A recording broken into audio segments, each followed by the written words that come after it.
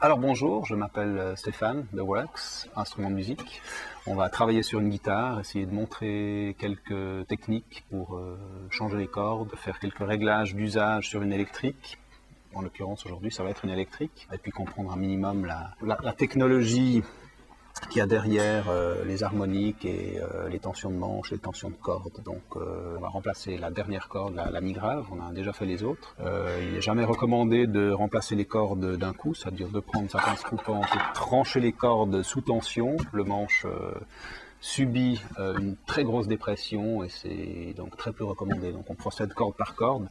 On attaque la dernière, la mi grave, avec cet outil super pratique, souvent inconnu, mais tellement rapide. Voilà, c'est tout bête. Voilà, on démonte sa corde. Pour ne rien rayer, on coupe, c'est préférable, une fois que la corde est tendue, et on la dégage.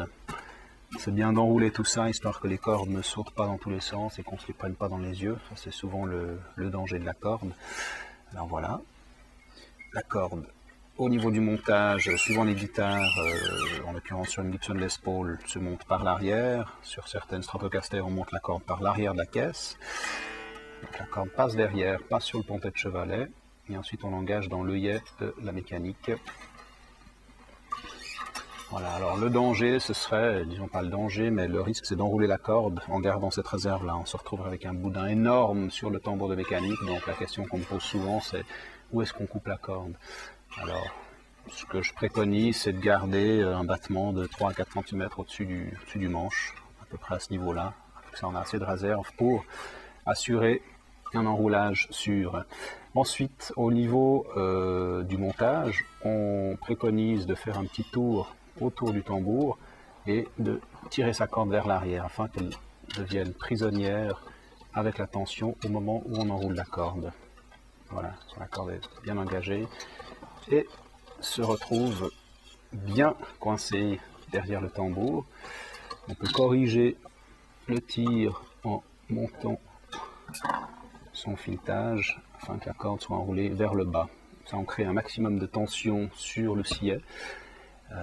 C'est préférable donc d'enrouler nos cordes en descendant vers le bas plutôt que de partir vers le haut, de faire un gros boudin. Donc pour les cordes graves, les grosses cordes, c'est suffisant de faire 1 ou 2 tours.